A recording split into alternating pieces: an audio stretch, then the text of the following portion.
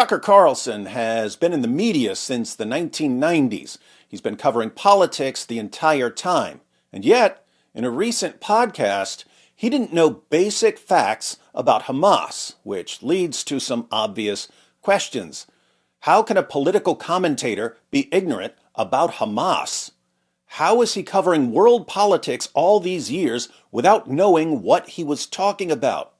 Was he simply reading what someone else had put on the teleprompter for him without understanding what he was reading? Is Tucker Carlson Ron Burgundy? From the entire Channel 4 News team, I'm Veronica Corningstone. And I'm Ron Burgundy. Go yourself, San Diego. Ah!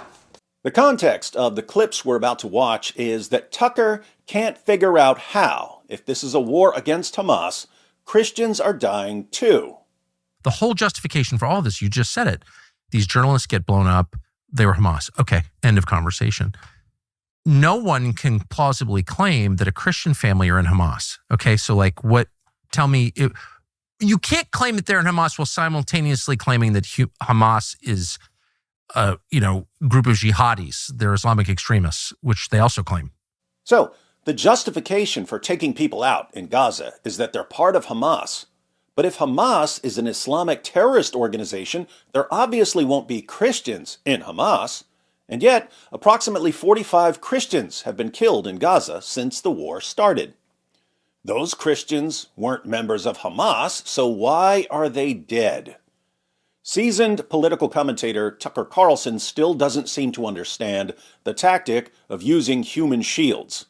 Hamas has perfected the use of human shields. Keep in mind, when we're talking about human shields, we don't usually mean holding a kid in front of you and using him as a shield.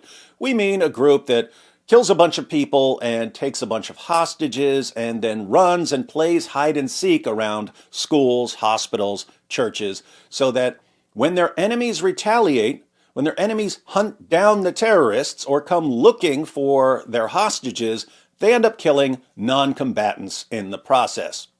Hamas specializes in putting people in this position, a position where there's no good outcome.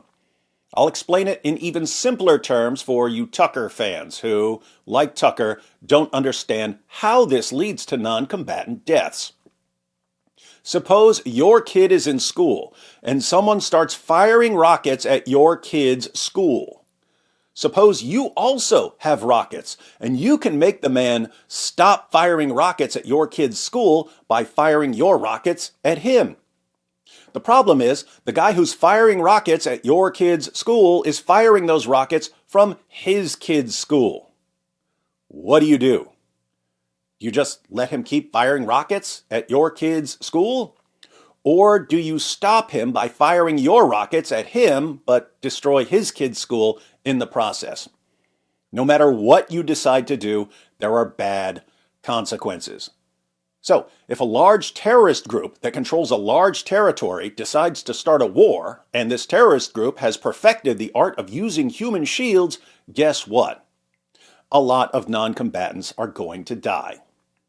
To be clear, this is just the general principle. This doesn't mean you can't object to particular cases. You can always say, hey, we know you're up against a group that's trying to maximize civilian casualties, and this puts you in a nightmare situation, but you still should have been more careful and not fired in this case.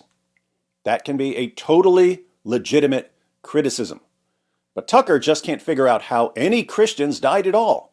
So I'll just say that if Hamas hadn't started the war, and if Hamas didn't use human shields as their primary war tactic, those 45 Christians would be alive right now. Back to Tucker for an even more shocking display of complete ignorance. You can't claim that they're in Hamas while simultaneously claiming that Hamas is a group of jihadis. They're Islamic extremists, which they also claim constantly, which I don't know if that's true, by the way. It seems more like a political organization, but whatever it is, they're telling us constantly they're Al-Qaeda. So it can't also be true that Christians are a member of Al-Qaeda. Sorry. Yeah. So Tucker is again wondering if the justification for killing Hamas members is that they're jihadis, how are people who aren't members of Hamas getting killed? We've discussed that, But notice that Tucker said he's not sure that Hamas members are jihadis or Islamic extremists. They're Islamic extremists, which they also claim constantly, which I don't know if that's true, by the way. Critics claim that Hamas members are jihadis or Islamic extremists. You can't claim that they're in Hamas while simultaneously claiming that Hamas is a group of jihadis. They're Islamic extremists, which they also claim. But Tucker isn't sure about that. I don't know if that's true, by the way. He thinks Hamas seems more like a political organization. It seems more like a political organization, but whatever it is, they're telling us constantly they're Al-Qaeda. So it can't also be true that Christians are a member of Al-Qaeda. Sorry. Yeah. So, veteran political commentator Tucker Carlson is not only ignorant about Hamas, he's also ignorant about Islam. Islam is inherently political. It calls for the subjugation of the entire world under the leadership of an Islamic caliph. But we'll have to explain that to Tucker another time because I want to focus on Tucker's sneaking suspicion that Hamas isn't a group of jihadis or Islamic extremists. You can't claim that they're in Hamas while simultaneously claiming that Hamas is a group of jihadis. They're Islamic extremists, which they also claim constantly, which I don't know if that's true, by the way. Let's start with the name. Hamas is an abbreviation for Harakat al-Muqawama al-Islamiyya, which means Islamic Resistance Movement. So, they literally put it in the name of their group. But you Tucker fans might object, come on, David, just because someone puts Islamic in the name of their group doesn't mean they're really Islamic. If Tucker says they don't sound like jihadis or Islamic extremists, to him, that's good enough for us. Okay, why don't we take a quick peek at their founding charter? The Covenant of the Islamic Resistance Movement, 18 August 1988. In the name of the most merciful Allah, and they begin with a long quotation from Surah 3 of the Quran. Ye, Muslims, are the best nation that hath been raised up unto mankind. Ye command that which is just, and ye forbid that which is unjust, and ye believe in Allah. And if they who have received the scriptures, Jews and Christians, had believed, it had surely been the better for them. There are believers among them, but the greater part of them are transgressors. Most Jews and Christians are transgressors. They shall not hurt you, unless with a slight hurt, and if they fight against you, they shall turn their backs to you, and they shall not be helped. They are smitten with vileness wheresoever they are found, unless they obtain security by entering into a treaty with Allah and a treaty with men. And they draw on themselves indignation from Allah, and they are afflicted with poverty. Poor Jews and Christians. This they suffer because they disbelieved the signs of Allah and slew the prophets unjustly. This because they were rebellious and transgressed. Surah Al-Imran, verses 109 to 111. Israel will exist and will continue to exist until Islam will obliterate it, just as it obliterated others before it. Lovely quote from the martyr Imam Hassan al-Banna of blessed memory. Imam Hassan al-Banna was the founder of the Muslim Brotherhood.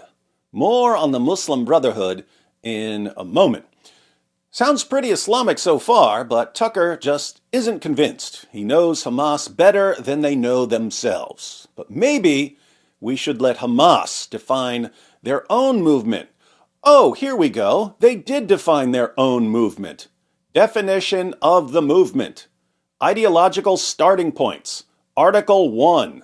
The Islamic Resistance Movement. The movement's program is Islam. From Islam, it draws its ideas, ways of thinking, and understanding of the universe, life, and man. It resorts to Islam, for judgment in all its conduct, and it is inspired by it for guidance of its steps. Where does the Islamic resistance movement get its ideas? From Islam. The Islamic resistance movement's relation with the Muslim Brotherhood group. Article 2. The Islamic resistance movement is one of the wings of Muslim Brotherhood in Palestine.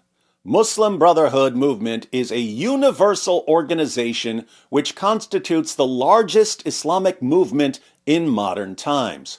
It is characterized by its deep understanding, accurate comprehension, and its complete embrace of all Islamic concepts of all aspects of life, culture, creed, politics, economics, education, society, justice, and judgment, the spreading of Islam, education, art, information, science of the occult, and conversion to Islam.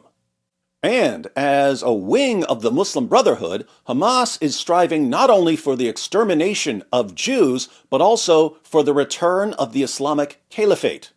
Don't take my word for it. Here's a Hamas leader. لنتطلع إلى أمرين مهمين نحن قاب قوسين أو أدنى منهما. أولا هو تنظيف فلسطين من دنس اليهود واستئصالهم بإذن الله، وهو قاب قوسين أو أدنى. أما الأمر الثاني وهو إقامة الخلافة بعد أن تتعافى الأمة من سرطانها وهو اليهود بإذن الله سبحانه وتعالى. Does this sound like some sort of secular political movement?